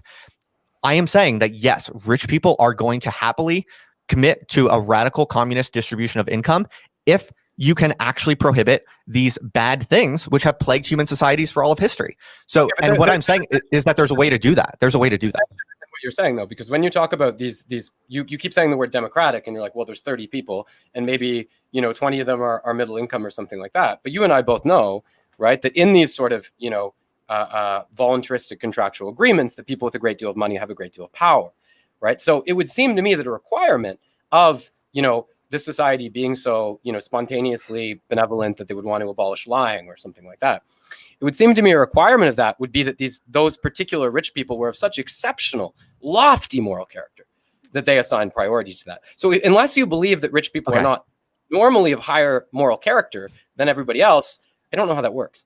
I see what you're saying, but I think what you're mistaking is, like, I am saying a society where no one lies is insanely more enjoyable and desirable for everyone through their own self-interest. I'm not saying rich people have to be good people. What I'm saying is that a communist society where everyone has guaranteed access to an equally materially dignified lifestyle and bad behaviors are actually eradicated is highly desirable for the capitalist himself. It's not kindness. It's not the kindness of his heart. I'm saying. What's interesting, Justin, in terms of this has been written of extensively of society that can't lie. In the Wheel of Time, the Wizard Society, they actually hold a staff that zaps them or just fucking kills them if they lie. And what happens as a result of this is they figure out how to do the Zizek thing, which is tell the truth, which is a lie, essentially, in terms of they're able to then state these axiomatically true statements, which imply kind of one thing, but also imply the truth. Be careful about the wizard stuff. You're going to give Justin ideas for his next political project. So, well, we have staff. We have technologies of measurement which are far superior now. So we can measure these things more accurately than we've ever been able to do before, and I think that's also a game changer. Wait, I wanted to make a point about, because earlier you mentioned that rich people will want to do this because you can't convince them that communism is actually like the ideal form of society, right? It's like yes. the one form of society where you can achieve like eudaimonia, right? And but so like what I would say to that is like to use like just very simple language. I'm just gonna like kind of think about it in terms of utility in like the very 19th century utilitarian kind of way. And I mean, like, you kind of believe that, communism is, the ideal form of society, right? I think what you're saying when you're saying that is that communism is the form of society in which like utility or like eudaimonia, let's say, is like maximally distributed, but also like maximally like everyone has the greatest possible amount of utility or like eudaimonia, right? Like both the average eudaimonia and the total eudaimonia are maximized under communism in some sense. Okay. Yeah. But then you can believe that's true, but also believe that like under capitalism, rich people will still have like a higher amount of eudaimonia than they would have under communism. It's just that like everyone else would have like so much less eudaimonia or utility that this is not the ideal society, but like rich people would still prefer, the current system. Yeah, and that makes sense. I see what you're saying. It's an empirical debate. That's an empirical question, right? Like we can figure that out by measuring things like that are related to eudaimonia. So I would disagree. Like I actually do think even for rich people, eudaimonia will be higher in communism than it is in current capitalism. But that's an empirical question, and you're right. You put that very sensibly, and you can disagree with that. I mean, you could be right by saying that. But still, what Nestor's point is that right now, the current conditions allow rich people to harvest this eudaimonia at great quantities. And the kind of political and economic conditions we have also allow them special opportunities to even be heroes, to be legendary, to show up on the newspapers as great philanthropists. On the newspapers. I don't know. Whatever. As I said, this is an empirical question. It's an interesting debate. I generally think you all are overestimating the eudaimonia enjoyed by current wealthy people. I think I definitely am not. I don't think wealthy people get reflection. I think there's a limit because if you're looking for reflection from giving to the poor of the world, the proletariat of the world, or like Bill Gates, like he clearly has a quantitatively large amount of people that just hate him, even for irrational reasons, right? For tracking them with the vaccines. Although he did fuck up a vaccine once, given the live polio and paralyzed a bunch of people. Oops. But so that's not very good for the not the anti-vaxxer movement that he did that. But yeah, like there's a limit of reflection, and at a certain point, it's not going to be contractual or dependent on the other person, and psychology is really going to come into play of the structures that you're in. The structures themselves, which are outside of you, are going to determine the psychology, and things which are predominant in these structures like technology or AI are going to so determine the psychology, or a platform like YouTube or StreamYard determines the psychology of the thing. For instance, I think we can have this talk because of the virtual sort of fragmentation. We can have very interesting talks where lots of different viewpoints. We have this kind of virtual council here, which would be very, I think, a little difficult to get together if we were all in the same town, for instance, right? So large scale modernity produces these like hugely different psychological phenomena, and rich people being able to influence millions and millions and millions of people and see themselves on, or like see a fucking Vice News reporter knocking on their bunker in New Zealand, like, where is he? Or things like that are these things that rich people enjoy, right? And I think part of Marx's project is modernity has made consequences that will never be the same because of modernity. Really, because there are now these large scale things which determine people, which are mediated by these large, not patches, but by governments, right? By states, and the state interaction with both technology and the capitalists who control technology. It's really hard to get around that with a patch. And that's always been my sort of issue with the patchwork idea in the urbanomic sort of obsession of patchwork. I think there is like I think we talked about this many years ago.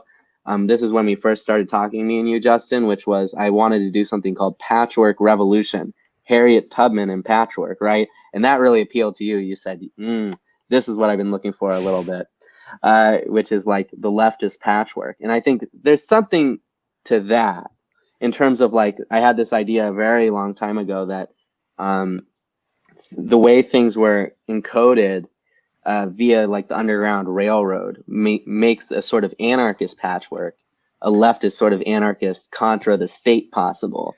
But that in terms of these sort of systems that counteract state oppression or capitalist oppression from the state in an anarchist manner. In terms of like the project of the state or the project of the patch, that's where it really, there's so many issues of distribution and of modernity and technology and psychology that you're just gonna go bam right into the wall. In a lot of ways, versus like a single event, like in a cybernetic goal, which is like we're going to be subversive in a very, very, very particular way via the patchwork system. And for instance, I could say this is not, we're obviously not the Underground fucking Railroad freeing slaves, but the setup. Speak for yourself, man. Okay. Hey, maybe, but clearly there's material slavery and then freeing people. But you could say, oh, we are the same. They're mental slavery out of the matrix or whatever. Like J.P. Sears, who says don't take vaccines. He's such an asshole. I hate that guy. Anyway, but this is a model. This is what I was talking about. Like this says Rosenstock in the corner. But this is my view of patchwork, which is thanks Ernesto, which is through these networks, right? There's something subversive that isn't quite Marxism. It is the real movement away from things the way things are, which I think you're interested in and I'm interested in, and I think is communism to a certain extent in terms of the real movement of change.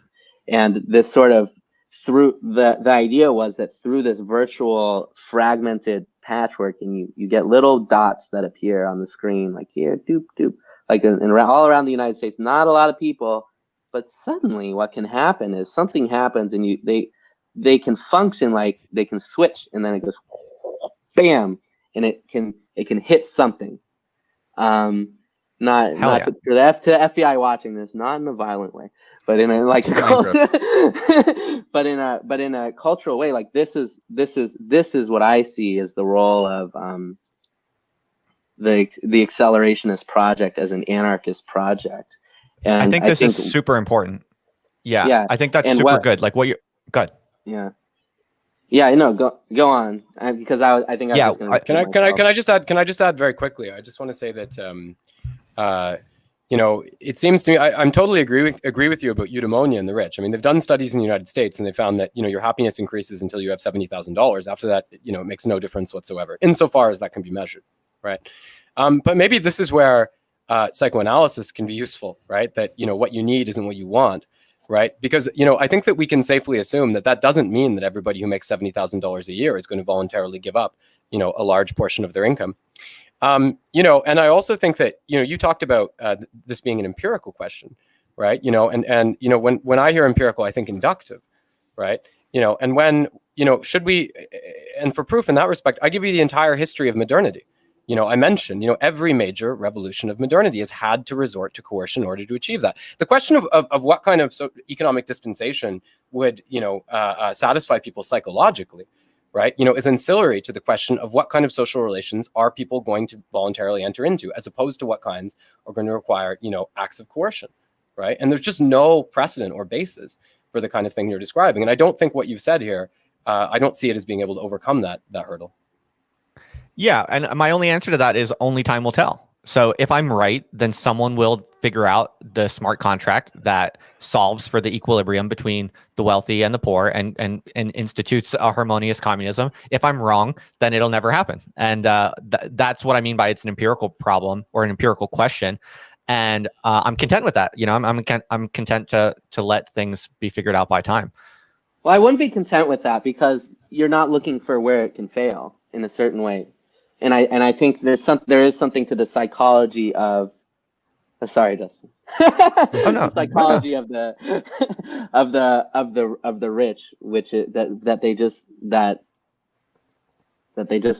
just won't participate in this. I think once you create a system, like this is the problem with the not interacting with the massive state. So with the patch instead is you're going to have to create something which is a posit, which is empirical, which has a form, and then it's going to have to fix itself somehow. So also, if you have these smart contracts, how do you account for how does it fix itself? How does it improve? Or what improves? Well, you might say. Well, can I add something to that? Yeah. Because when I brought up earlier the point about is this really a leftist project? Like, I'm not just, I wasn't very clear or I wasn't very good at explaining it. But I'm not just trying to make sort of a no true Scotsman argument saying oh, well, this is just not actually leftist, right? But so, because let's say you have the smart contract, right? Let's say everyone already agreed, the rich people, the poor people, the middle class people, everyone is already under this new organizational system with the smart contract, etc. But part of your project is still that there has to be some kind of social hierarchy, which is where the neo-feudal part comes in. Ernesto, really, yes.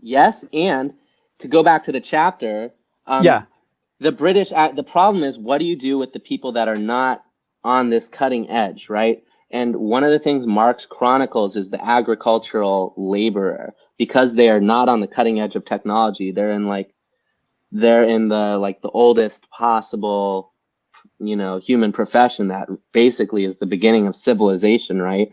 The agricultural labor gets kind of worse and worse and worse, and they'll still. If we're talking about a communist non-patch project, like a state, for instance, right? What of people that are, the agricultural labors, the retrogression of the agricultural labors? Where will the non-techno savvy people be in this society? Is a question that I think is really, really, really, really, really, really, really, really important because this is the whole point of communism, which is it's the proletarian. The proletarian people are exploited by the rich. The bourgeois, the petty bourgeois, are not the grand bourgeois, necessarily capitalist class, but there is this proletarian mass of not, you could say, non-hyper-skilled, like in terms of hyper-skilled, in terms of the skill as determined by contemporary society and modernity and the latest developments in technology, that have a skill of, say, like cleaning rooms. They're, maids, they work in agriculture, they work in restaurants, and, they have to work 7 days a week. And then when Corona, they get furloughed, they get kicked out, they're on the streets, they're trying to figure out how to feed their kids with peanut butter and fucking big sacks of potatoes, man. And that's, to me, always been the communist project, which is engaging with the proletariat. So my question is, how do you engage with the proletariat class in a way that this is like a communist project and not a petty bourgeois project? Well, let me just add one. Please, Nathan. My point about like, the social hierarchy thing. I mean, when I said that, I think that like at its core, leftism is about opposing hierarchy, like in a very broad sense. So my concern about like this kind of neo-nobility, social hierarchy type of thing is that, like, let's say, yeah, all the resources are equally distributed because you already entered into this smart contract, right? But like, what's preventing like the formerly rich people from just, actually capitalizing on this kind of like status of being admired and being like respected? Because like that's the thing that's supposed to be attractive for them, right? That they're going to be able to have this kind of status where people like admire them or look up to them because they are the ones who, basically provide all the capital that goes into this into the smart contract. But my point is, like, you're still having this hierarchy that these people will still be able to capitalize on, even if it's not like a monetary or like economic hierarchy. Like, that's right. Yeah. So what I would say to that is, if you want to define the left and leftism as opposition to all hierarchy as such, you're more than welcome to do that. Not all hierarchy, just, Okay. Well, but okay, my point is just to say that hierarchies that correspond with the ownership of capital. Now, of course, in the kind of model you've established, right, this sort of prenuptial aspect, if you will, still gives the capitalist, as it were, a kind of agency, right, over capital in that way. So you can't even talk about it, as if the social aspect is totally extricable from the economic aspect, right? Because the continued agency they have over that means that those social relations aren't just, emergent and organic. They're flowing out of the economic blackmail that the capitalist has over the other people in that contractual relation. Okay, I think I see what you guys are thinking. So what I would say is that something that you might not be fully appreciating about my model is that in my model, one thing we would expect is a lot of variance in the correlation between wealth and status. So what I mean by that is, in my model, you would expect there's going to be a handful of the wealthy people who are supplying a lot of the capital to the smart contract. There are going to be some of those wealthy people who actually have bad characters and they lie sometimes, and they do bad behaviors that are bad for the community. And the general community is going to look down on those people, and they're not going to give those people a lot of status or respect or admiration because they're giving a lot of money, but they're actually not great people, and that's going to be reflected in the distribution of status. And on the other hand, hang on. One more thing. This is the key point that people aren't understanding, is that if you're a poor person, but you're a really good person, you're going to have high status in my communism. And that's something that I feel like you guys are not fully appreciating. And that, like, if you don't make a lot of money, maybe you're not good at like creating value on some kind of open capitalist market, but you're actually a good character. You help people. You never lie. You're very constructive and supportive and loving and stuff like that. In my communism, you're going to be one of the most prized people in that society. And that's a very novel situation, which is not really able to be engineered in other contexts in like contemporary capitalism. So that's something that you really have to think about. That answers the question. I was a little bit about what I was thinking, which is, like I said, just the question of proletarian engagement, real proletarian engagement, and raising the sort of conditions of the proletariat. And I think your answer is a very Catholic answer. What about the problem with mass scale in terms of why this would of course have to be a patch is that proletarians are, they're not what that, the policing, the social policing of proletarian behavior is like the classic mechanism to maintain economic hierarchy as well, that economic capital hierarchy in terms of, here's the proletarian class, they're drinking, they're fighting with me or something like that, or people are trying to get organized as proletarians, and things are very tense. Like you said, for example, you said, for example, like Conrad, please, just let me finish really quickly. I work in South LA every day. It's not a singular place. There are places with more violence. There are places with less violence. There are places where I'm on the phone and people are fucking, chasing after other people after car crashes and shit like this. And this is in large part due to people being sort of placed in this specific geographic area, and which has been in Los Angeles specifically in the Marxist tradition. Let's look at Los Angeles in the Marxist tradition.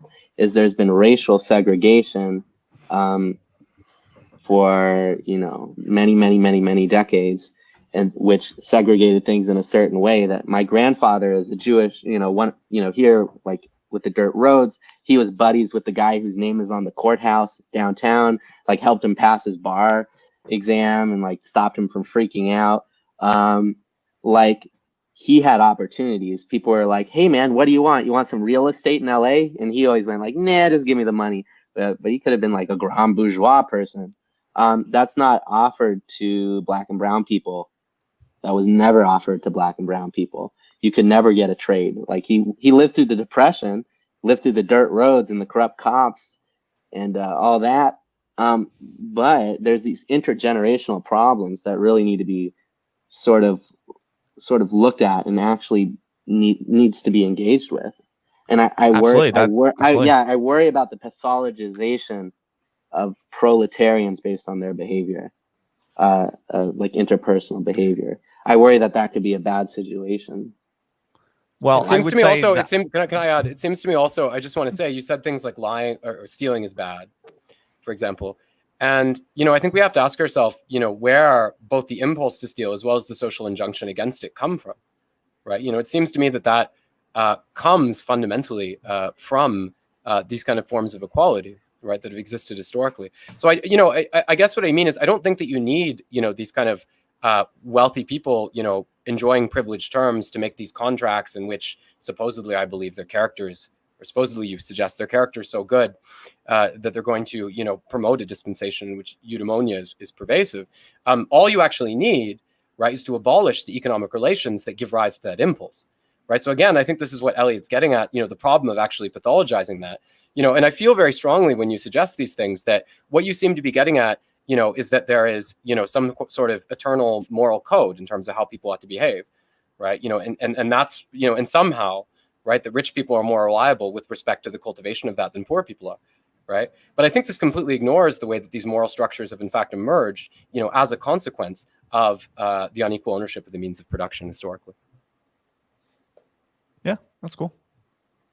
So, okay, how will techno-feudal communism deal with intergenerational racism and the economic disparities and cultural differences between populations? To bring it back to reaction, let's say there are cultural differences between populations. How will not chauvinistically just reinforce behaviors of the ruling class and give them more power? Right. Well, I definitely think racism exists and it's a problem. You're right, for sure. No dispute there. I would just say you can write the smart contract in a way to compensate for any racism. So that'd be my answer to that. So okay. In other words, right. So like what reactionaries say, which I don't. Yeah. So listen. So what reactionaries say, which I would not say, but like one kind of nasty, I think an incorrect reactionary position that is somewhat popular is, like the idea that like basically everyone gets the money they deserve, and basically in the current distribution of income, right? Like, if certain race makes more money than other race, it's because that race is like better at things related to making money. That's like a nasty reactionary position, which I don't subscribe to. What I'm saying is, if you think racism is real and it's a problem, then you should believe that in fact there are lots of people in minority and oppressed races who actually have really good character. They're good people. They're really capable, and they're not economic consequences, like intergenerational. Racism has serious intergenerational economic consequences. Not yes, just I agree. Like, I agree. This person's racist, which I almost like I have a lot of trouble caring about until they try to say they're not racist, and then also say that like I'm a pro-Zionist person and then try to be anti-Semitic. To me personally, then I start to get a little. Then I get really triggered actually, because I don't support the Jewish ethno-state, for instance, and especially not in its current form. Like maybe if it turned out a different way, it would be different. But the way it's turned out, I certainly don't support the Jewish. Basically, all I'm saying is the model I'm proposing is a remedy for racism, essentially, because if you and precisely if you believe that racism is a problem, as I do, then you should also believe that there's a ton of like really good people and capable people in the minority races who are oppressed by intergenerational problems and all the things you're talking about. And so that's all the more reason why you should believe that there exists a contract, there exists a novel arrangement in which people from the oppressed races have a great opportunity to produce a lot of stuff and be like highly well-behaved, high-status members of the community. So that's what I would look to do. Okay, but the point is you actually missed the point I was making earlier when you say that, right? Because the point is that these kind of abstract moral traits can't be divorced from people's position in the socioeconomic hierarchy, right? So forms of violence and social I think they can. I think they can, though. I think they can. Okay, but in what way? How would you propose there? Ernesto, did you? I will also agree with you, Conrad. Yeah, because we talk about that here in Mexico all the time. Like I said, people are highly uneducated here. So people generally are rude, violent, there's a lot of things. Yeah, but and I think it's their material conditions. Would agree with a lot of proletarians would agree with Justin. Yeah. And a lot of people that have been most affected by police violence and are affected by in LA might not like Black Lives Matter protesters. They just don't. Okay, how can and so it's like I think Justin has a sort of populist position that I think is very popular, which is like, yeah, I'm poor and I'm subject to these material conditions, but that doesn't fucking determine who I am, because poor is an attitude, as Dave Chappelle says, or I think shark mindset, right? They call it here. So that is a very popular position. That I can be, no matter my circumstances, I determine who I am. And I think the leftist kind of deviation from the popular position is not so popular, but I think it needs to be examined, which is that your socioeconomic introduction into this world and geographic introduction in this world determines your personality to such a great extent that it's very difficult. I mean, I have a very clear response. Right. I have a very clear response to basically what Conrad is saying about how, like, okay, in the status quo under contemporary modern capitalism, you're absolutely right that you can't separate someone's material situation from their ethics or their character. And there's this problem today, no doubt, where there are a lot of people who engage in like very bad behaviors, but it's in part because they're poor, they're impoverished, and they've been born into to an unfair existence, really. And so that's completely true. I completely buy that. What I am saying is that the model I am proposing is literally separating the material aspect from the ethical character aspect. It literally does that through an institutional innovation. And so what I'm saying is, so when you enter into my commune, what happens is, because everyone is guaranteed an equal material lifestyle that's dignified and high quality of life materially for everyone, because you get that, it is then reasonable to later say bad behavior is actually just bad behavior, and you are held accountable. So what's your ethical criteria? If you're going to totally divorce yourself from the ethics that have been, I assume you're proposing divorcing yourself from the ethics that have been spawned by, say, the mode of production. How would you do that? Sure. Yeah. So I tend to believe personally, and not everyone has to agree, but I do believe that there is a relatively clear and easy to arrive at kind of objective hierarchy of good behavior and bad behavior that most human beings will converge on if allowed to do so in a democratic context. So like you get a bunch of people together and everyone has an equal material lifestyle. I think most people are going to converge on pretty widely established and agreed criteria, like lying is bad, stealing from each other within the community is bad, that sort of thing. And then things that, like basically the golden rule, this sort of like ancient kind of constantly recurring equilibria, like value equilibria that emerge in multiple religions and multiple times and places. Those kind of relative cultural ethical invariants will be the ones that emerge. But they're not that variant, right? Because like the injunction against stealing, we only see inscribed within commodity producing societies, right? Christianity obviously was already taking hold in the context of like, very, there are all kinds of diverse markets, right? You had the Roman Empire and so forth, right? And Judaism as well, right? Marx says that the Jewish people were the first one who entered into the pores of trading nations, right?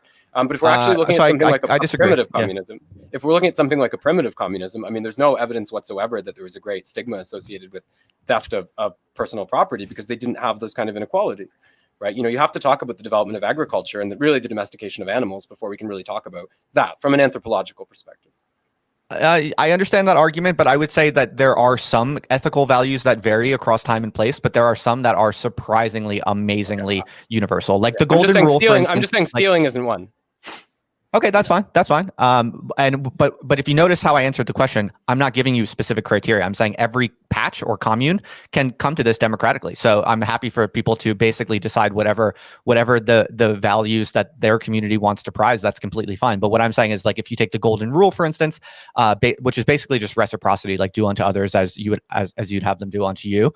That is basically like a dominant, highly universal ethical principle that you see almost everywhere, all over the place. So I would put my money on that being like one of the core kind of ethical principles of an ideal communist society. Do you think it's possible that this sort of contractual relationship that rich people would be able to exert disproportionate influence over might be colored by the ideology of rich people in the sense that they would lack, say, the sympathy for these particular concerns that would be required for this to succeed? Like you're talking about the variability of these contracts, right? You're saying, would it be biased in favor of the preferences of the rich?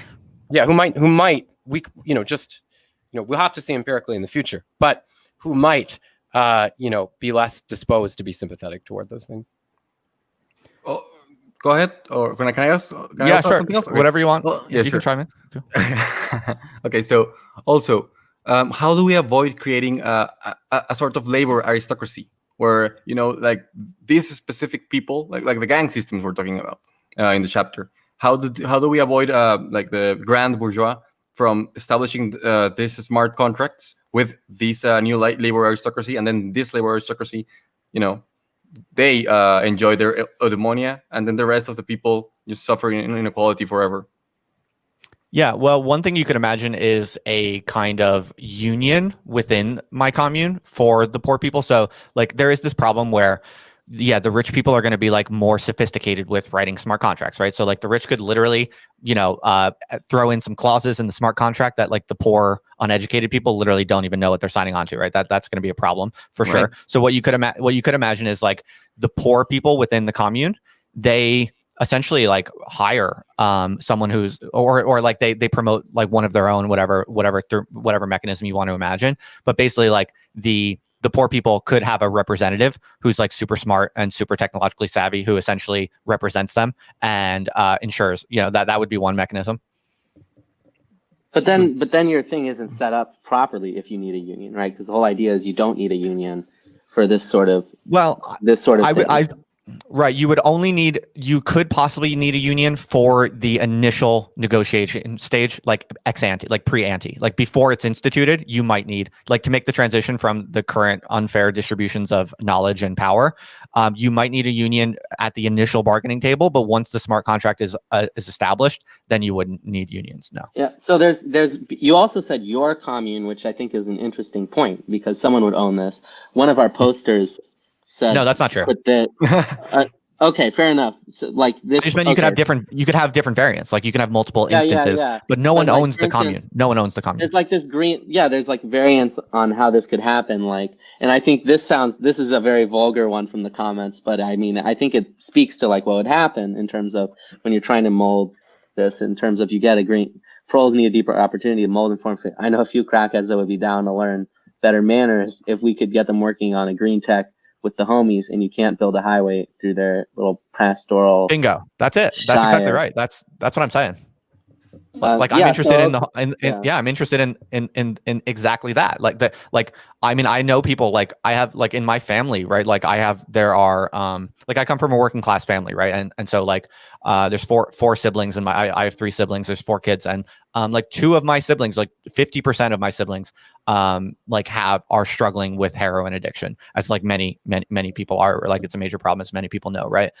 So like they're fucked by like their opportunities are basically like they have nothing, and they're really at the bottom of society in many ways. Like I'm not comparing or whatever, it doesn't matter, but and it's like I know they're capable, I know they could do things, and I know they're good people, but like capitalism has absolutely nothing to offer them. So it's like whether it's struggling like poor white like recovering heroin addicts, or like poor oppressed like Black people in like urban neighborhoods, whatever the case might be, like that is exactly what I'm talking about. It's like finding actually implementable arrangements where those people, the ones who want to do better and who can do better, like engineer institutions and novel arrangements where they can do that, and where people with money are also incentivized to invest in it and be a part of it. And what I'm saying is there is a psychological and economic equilibria in which that can be instituted.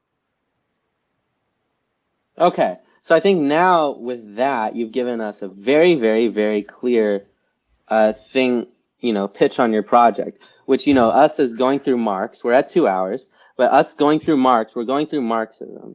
We're going through Marxist theory of value. What you're saying, I like what you're saying, even if it's not Marxist. In terms of like, because I think there's a general problem in philosophy where we're very ethic heavy, and it's very difficult to think in terms of design. So I like that you're thinking in terms of design, and I'm taking that from a guy who wrote about this thing called lateral thinking, which is the philosophy of design rather than, but I think Conrad and Ernesto and myself and Nestor have been, in terms of like, to what extent is this a communist project? And it's not simply a dangest, like we don't want to make leftist errors, just in the very simple sense, in what way is this for the proletarian? And I think, whether or not, you do this, or it's communist or not communist, or, wage systems abolished, I think it's important to keep in mind, the